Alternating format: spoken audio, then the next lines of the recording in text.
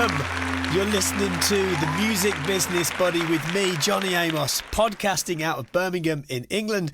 I'm the author of the book, The Music Business for Music Creators. I'm also a music creator myself and a senior lecturer in both music creation and music business. Wherever you are, whatever you do, please consider yourself welcome to this podcast and to a part of this community.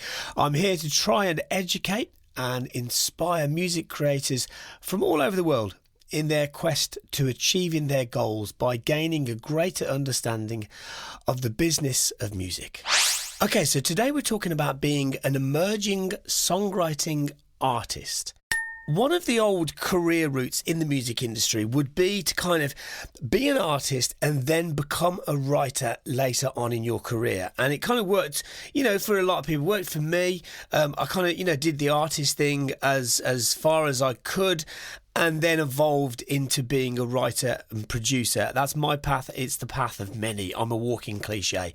But one of the things that I've noticed in recent years is a complete shift on that, whereby it doesn't have to be like one thing, like being an artist, followed by then being a writer.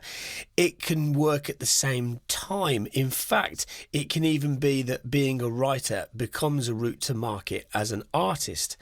So many artists have been launched in recent years by being, hey, this is the person that wrote this, and this over here. And now they're launching their own career. That's been a very, very tried and tested and rather successful sort of PR approach to launching an artist in the digital sphere. What I wanted to do today was to find an artist that represents not only this shift, but also somebody that represents the times that we're in, right? Somebody that's kind of gone through one of these like cool courses that you find in contemporary music institutes these days, and then if kind of, and I want to see kind of, was that useful for this person? How did they use that in order to kind of springboard themselves into starting their career as a songwriter, right? And then from that, how do you then start to find success as a songwriter? And then from there, how do you build it into being an artist? So I've found who I think to be a really, really, really good example of this. It's a young lady by the name of Lauren Bough. She is also from the middle region of England, where I am located, although we actually met about 2 years ago on a songwriting camp. And, and I thought, what a cool person. And also, just so knowledgeable for someone so young. So I asked her about, where she'd studied or if she'd studied. And she told me, and I thought, wow, okay, you've become so knowledgeable at such a young age. And it made me think, wow, I wish I'd known all that, right, when I was younger. Oh, how cliche that is. But anyway, so she's brilliant. She's really, really built a good career for herself. She's very modest about it in the interview that you're about to hear, but actually, she is hot property in the songwriting world. There's a lot of people trying to get in the room with her, as producers, as writers, as artists and stuff. She has kind of cross-section between being a writer and being an artist.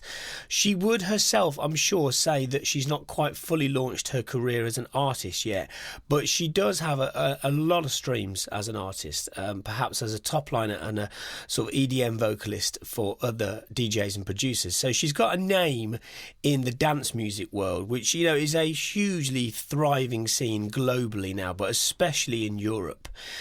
So she's got a lot of releases with various different labels in the UK and Europe, and she's also started to kind of become a very, very kind of active songwriter, especially for the Asian markets. In fact, especially for K-pop in South Korea and J-pop in Japan, which is how I met her on a camp for those marketplaces. So I had a conversation with her about kind of, how she's got started, where she's at now, where she hopes to go. So I hope that there are emerging songwriters and artists out there right now in this minute that are able to learn from Lauren's experiences and plough it into your own path, especially how she got some of her breaks. So I'm going to play the interview right now. So the first question is, what is the current status of your career in terms of who you have signed agreements with? So I'm currently unpublished. I am managed. I've got a great management team that are based in Ibiza called True Love Music. And I do a lot of single song agreements when it comes to releases so that it's just for that song. I used to work with some sort of like middle companies with hit vocals, and they would take some of my publishing, but only on each song. So I wasn't actually signing a deal. And then I do also work exclusively with a publisher in Asia. But again, it's not actually anything signed at the moment. So yeah. Ah, okay. So actually, I mean, considering like how many how many releases and stuff that you're involved with, you're actually in a pretty good position contractually. So well done you. You've managed that well. Okay, so you sign a song to a label because you have such a killer voice. You know, people are like wanting to use your voice on their recordings to release them. What is your expectation then of a label that you've done like a one song deal with in the dance world, for example? First of all, they've got to be fair and their contracts have got to absolutely make sense and put things in to protect me. I've had a few situations recently where it hasn't been like that and I haven't actually been able to sign the deal because there was nothing in there to protect me and they didn't want to change anything. But that's why I have my management, so they can make sure that that's all okay. But yeah, I guess just loads of promotion, a lot of sort of promo through social media and a lot of TikTok stuff at the moment. And yeah, just making sure that everything I sign is fair and that I'm getting the splits that I deserve, which is hard these days. It is, and I'm glad you've mentioned that. And for people that are wanting to kind of follow in your footsteps and find their place in sort of in house music, in techno, in D&B, anything like kind of electronic going forward. What do you feel is like a fair deal on the masters? So if we put like publishing aside for a minute, because there's all sorts of different things, and I look at a lot of contracts and I think that's decent, that's kind of weird. That they're going to recoup on before they do this, but they're not going to say how much they're going to spend before they actually start to recoup. There's a lot of ifs and buts in there, which is, I guess, why it's nice to have your management come in and look at things on your behalf and kind of battle for you, which is ace. But what do you think is a fair deal on masters? Like 50% artist, 50% label?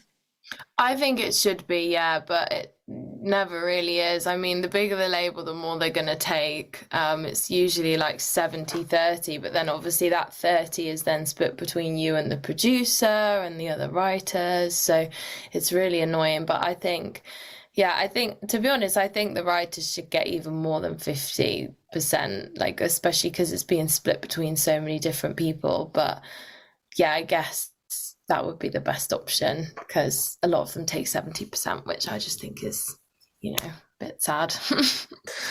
That's a lot, isn't it?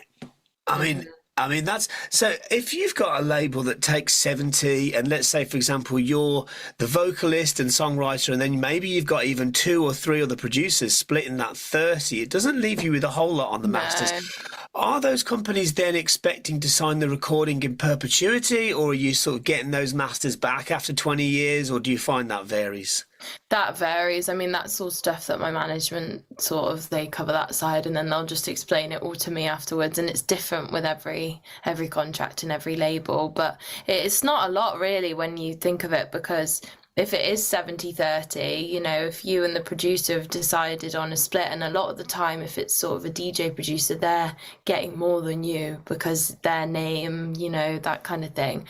So you can end up with like 20% of 30%, and it just ends up not being that much. So that's why everyone's really battling as well for songwriters to get master points now, because when everything's narrowed down, it's not actually that much, even if you get a lot of streams.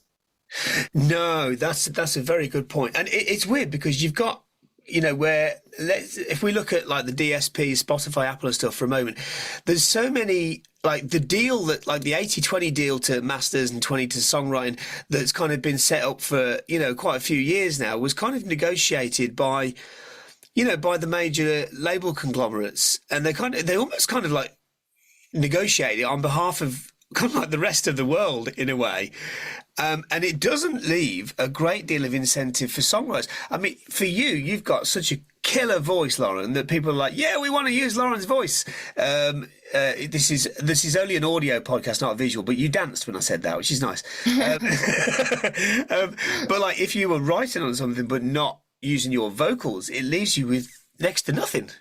Well, a lot of the time you won't actually get points on the master, which is this is why Ray's doing a big sort of movement about it at the moment, because a lot of them you just obviously get the publishing, which is great, and hopefully you'll get a nice bit of money from that. But really a lot of it comes from the masters. And I mean, I've got a lot of friends. I've got a really close friend, Brian, in Brazil, and he's desperately trying to sort of help with that change. And so is one of my friends in Australia. So anytime I work with them, if I don't actually end up singing it, then they'll try and get me points on the master, even if it means giving me some of their points as producers, which is just a bit wrong. Like, we really need to get points on the master, but not a lot of labels or people that you work with actually want that, because obviously they're trying to make as much as they can from it. So it leaves us in a bit of a rubbish position sometimes. It does. It's interesting. I mean, it's interesting to see how it's all kind of evolving in that respect. What about the publishing side? So you mentioned, I mean, so if we just step slightly aside from the dance music world for a moment into like, you're really active as like a K-pop writer, and you're one of those people that's kind of really, in my view, like really on the way up into doing some amazing, in fact you're already there in many ways. How did you get into being someone that's like, yeah, I'm a K-pop writer? Because you're really good at it. We've worked together, right? You're amazing at it, Lauren. Like, how did you kind of go, yeah, I'm going to be a K-pop writer? Like, what happened? That was just a bit of a fluke, because I never actually really listened to K-pop. I never loved K-pop. I always wrote pop music, more like English pop. And then I met Tim, who was my lecturer at university, and he gave me a couple of chances at it. And I wasn't very good at it, because back then it was like really cheesy, like crazy cheesy. And I was writing things like Little Mix over here, which was way too Western for them. And so I left uni, and then a couple of years later, Tim got back in touch and he was like, do you fancy giving it another go? And in between this time, I had given it another try with another publisher and stuff. So I was a little more used to it, but it had completely changed because their sound had gone way more Western. So all the Little Mix vibes I was writing suddenly was exactly what they wanted out there for all of their artists. So yeah, so a couple of years later I tried again, and Tim was like, oh wow, this is great. And then all of a sudden I was like, oh wow, I can actually write this now, because it's far more Western than it has ever been. And it was really sounded like something you'd hear from like Fifth Harmony, like all the girl bands over here. It was exactly the same kind of music, just with a bit of rap added to it, which definitely was difficult to learn how to do. But my friend Kieran sat me down for an hour and showed me how to do that one, so that was okay. Did Kieran help you with the rapping and stuff? Yeah. Oh wow, okay, that's funny. I love Kieran. That's Kieran Davis, top line writer, an extraordinary, wonderful person. Tim, who you're talking about there, Tim Hawes, right, from Oreo Music. So Tim was your so Tim's a bit of a legend as well, isn't he? I mean, he has achieved so many things in his career as a writer and as a producer, and in fact, rumor has it he was involved in naming the Spice Girls. Yeah, I think so. Yeah. I think didn't he write one of their original demos for that first album? Yeah. And it was called Spiced Up or something, and then and then the management team at the time were like, oh, we need to call them that, and that's kind of So I mean, that's a pretty big accolade, isn't it? Yeah. So, okay, so Tim was your lecturer. He heard you doing what you do. I should imagine, not wanting to speak on his behalf, but I should imagine he's probably thought, okay, what you're doing might not fit K-pop right now. Yeah. But you are the right kind of person because you're a grafter, Lauren. You're a hard worker. Mm-hmm. You're fun to be around. You're funny. And so therefore he's probably thought, do you know what? I could put Lauren into camps and put her into the room with people and she'd be great and people would love her, and and the style of writing that you were doing all of a sudden became flavour of the month. So it was kind of those two things together all kind of point towards this, let's give her a go at this. Yeah. And you've been doing it ever since. Yeah, I have. I mean, I did do I wasn't that awful at it to begin with. It just didn't really fit. And then he did put me in a session with Kieran. And we actually did do a really good song. But after that, it kind of fizzled out because Tim knew that I loved my dance music. He knew I had opportunities in dance. And he sort of said to me, like, go and spread your wings in the dance world and then we'll see where we're at. And then a couple of years later, as I was about to message him about K-pop, he randomly messaged me about K-pop and I was like, wow, it's meant to be.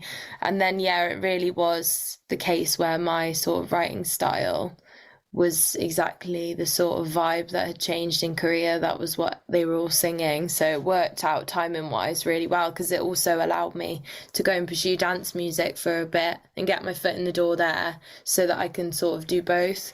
So, it was really good. Interesting. Okay.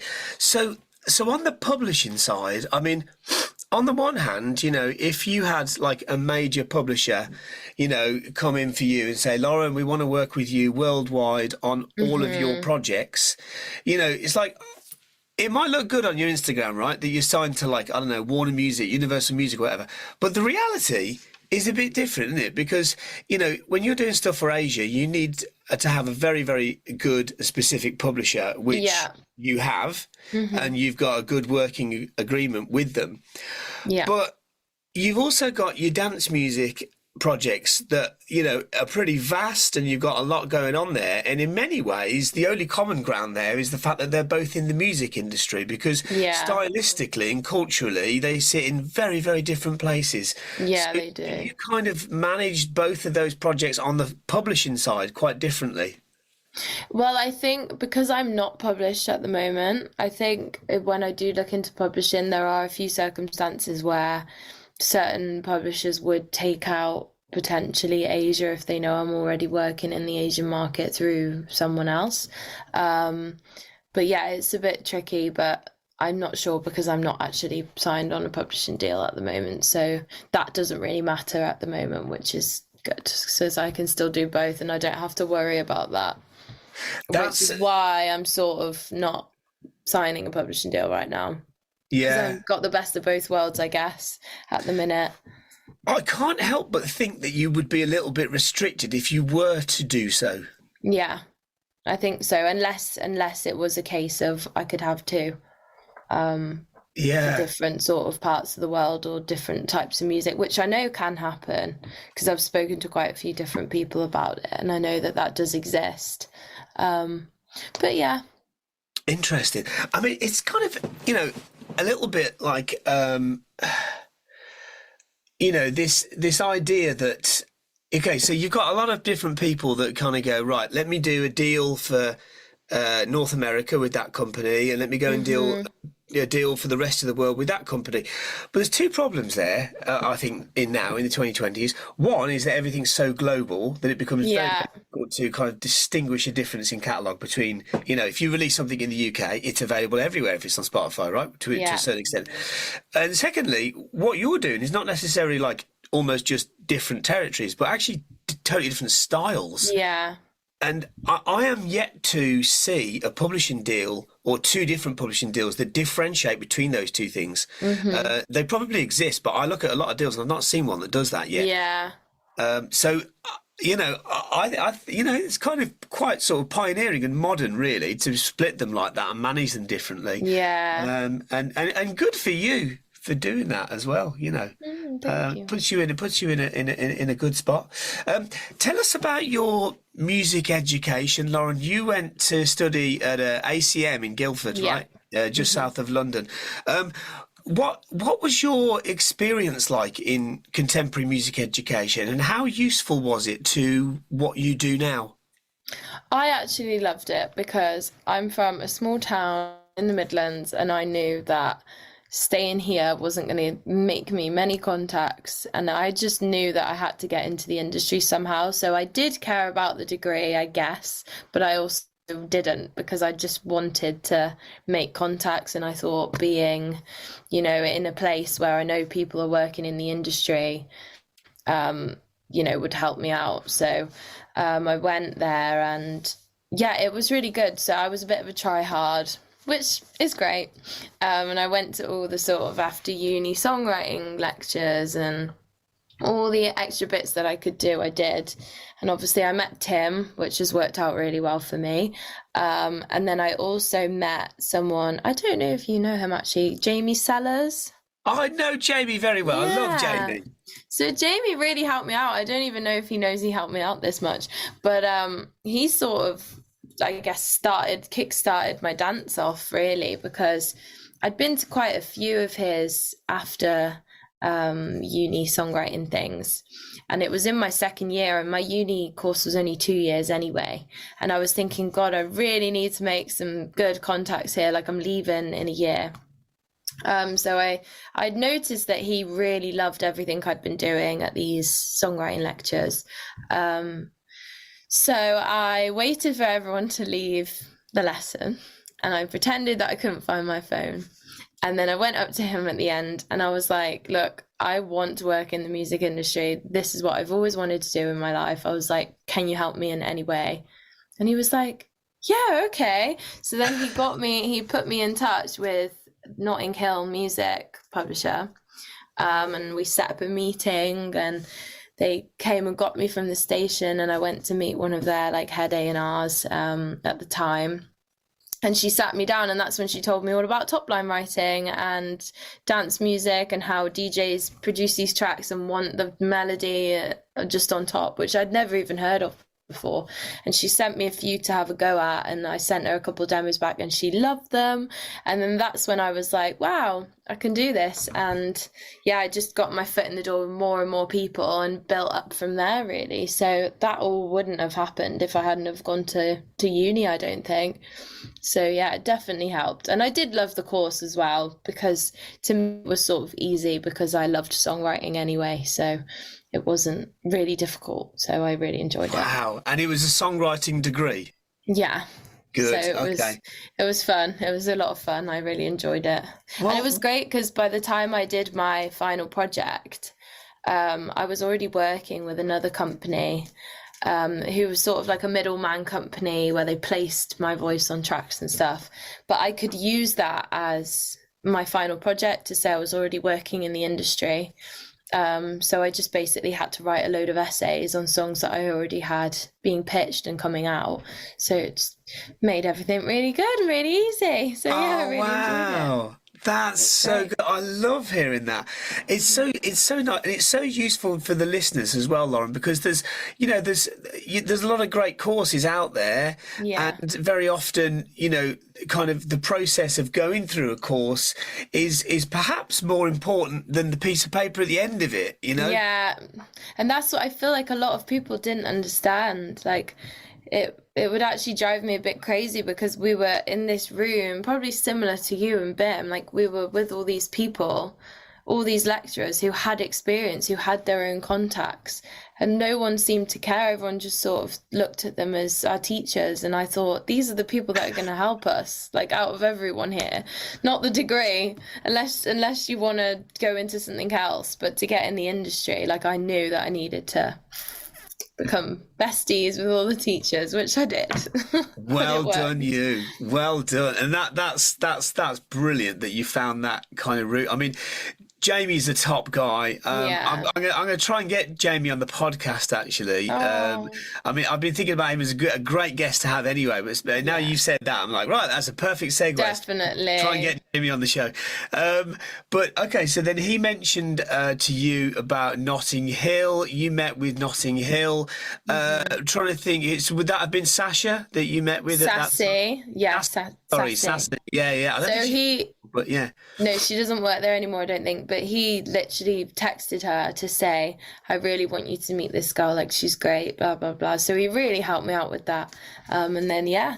And I didn't actually end up getting any cuts with Notting Hill, nothing like that. It just opened that door for top line writing, which I didn't even know was a thing. And then I found other companies and other people who did it, and it just got the ball rolling, really.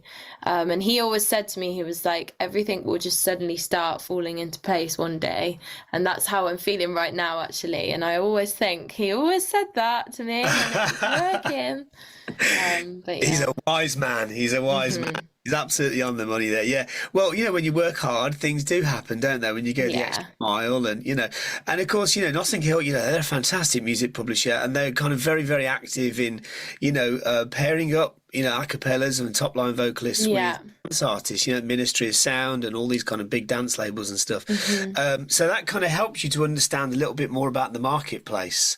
Yeah. Good for you. That's great. Well, it was well worth studying then, wasn't it? That was good. Yeah, it was. Okay, now, Lauren, let me ask you about this, because I know that, from going from you fly around the world a lot, right? Yeah. Whenever I see your Instagram, I'm like, right, where's Lauren now? How is she not dizzy? So, you might be on a K-pop camp in South Korea, and then you fly to Ibiza, you might perform, you then have a big release out the next week, and then the week after that, you might be playing like a local pub gig, Yeah. And to most people that aren't in the music world, they might look at that and go, I don't get it. Like, how does that work? And it's difficult to kind of explain it to people, right? Even just sort of friends and family sometimes. It's difficult to find that balance and manage it all. How do you do that?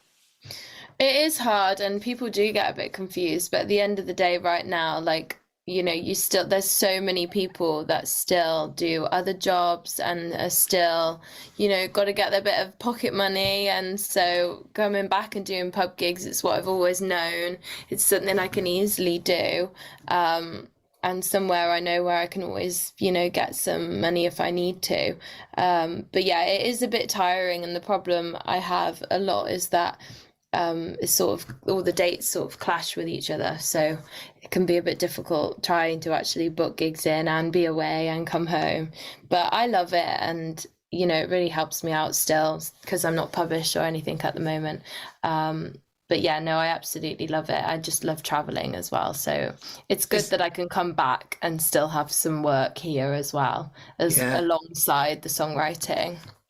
Yeah. So, and do you manage your own diary, or do your management get involved with that, or do how does that work? I'm a bit rubbish. I do manage my own diary, but my management are constantly trying to get me to fill it out so they can see, and I'm just hopeless at remembering to do things like that. So they do try and help me, but a lot of it I sort of plan on my own, and then they text me and they're like, oh, you're in Spain, and I'm like, yeah, I'm sorry.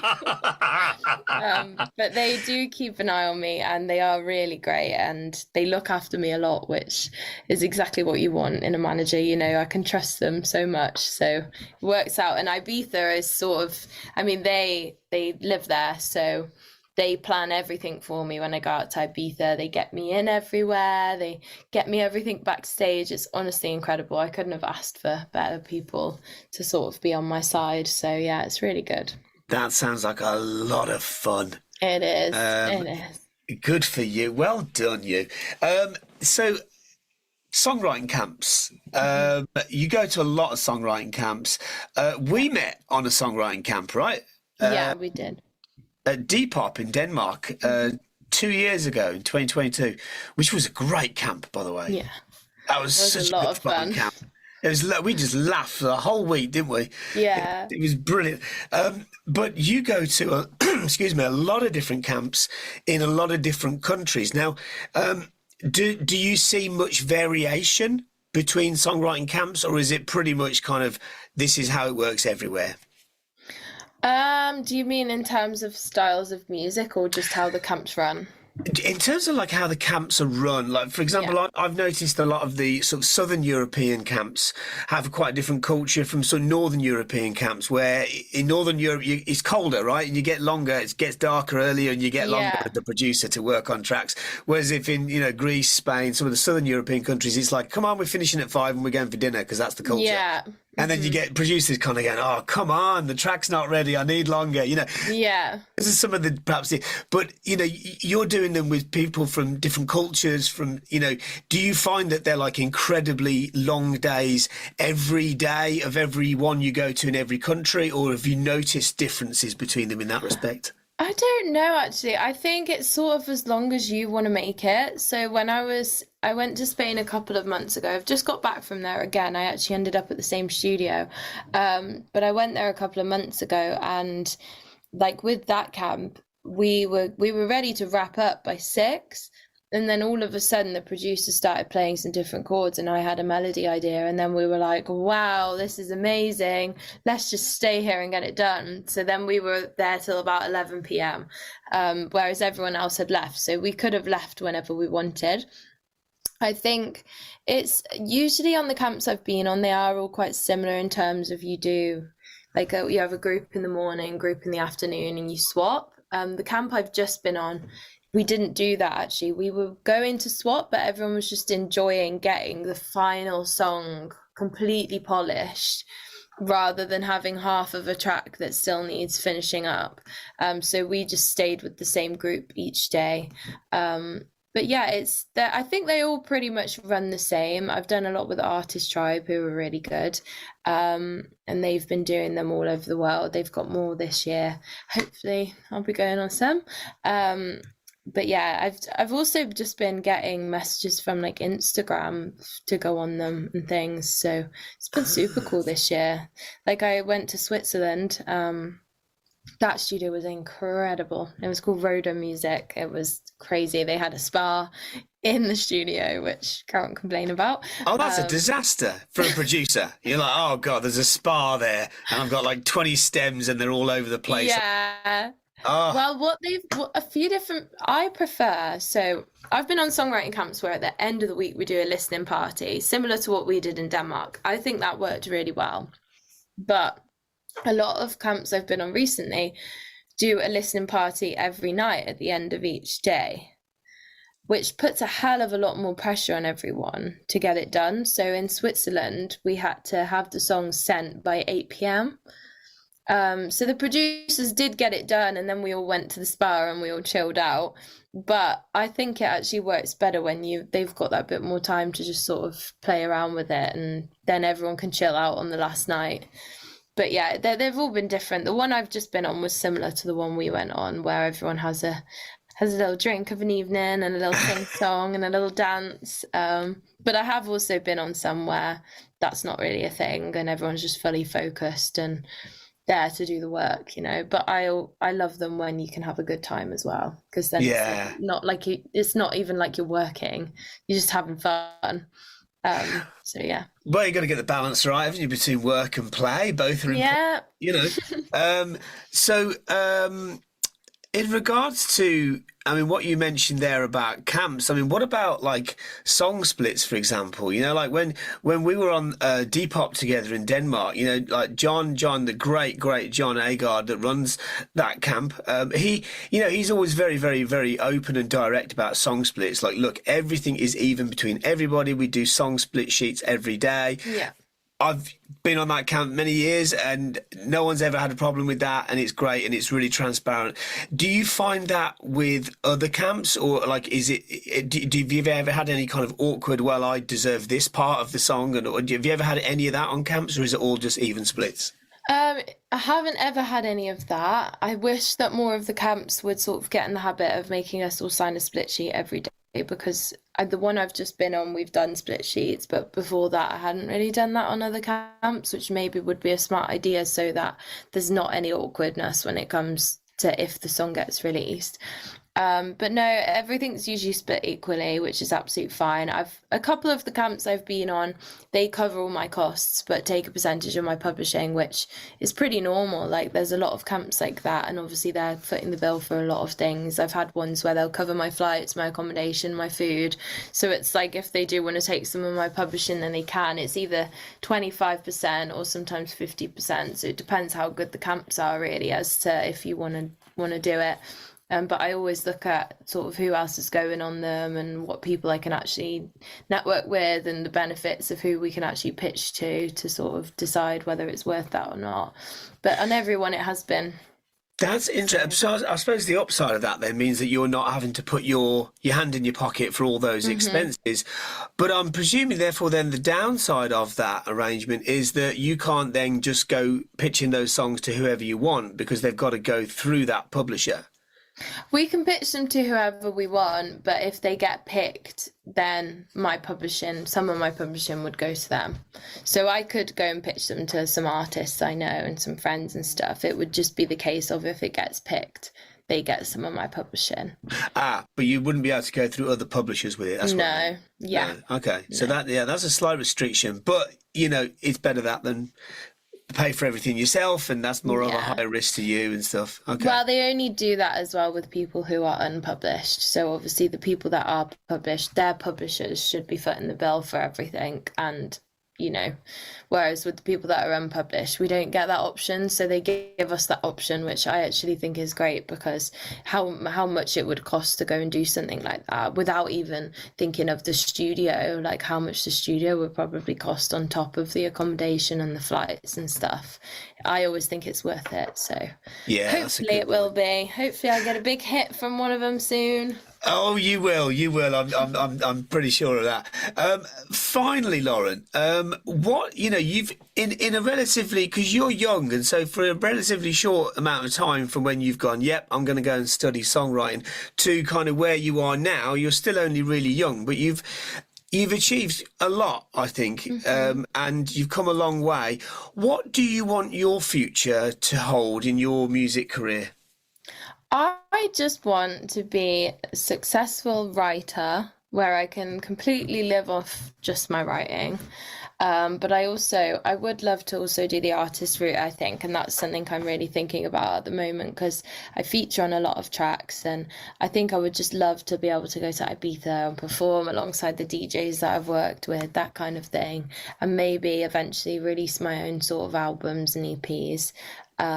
But yeah, I just want to be successful. I want to do it all. I want to do sync. I want to do writing for other people. I want my own sort of pathway. So I just want to take over the world, basically. So I'm going to try. Try.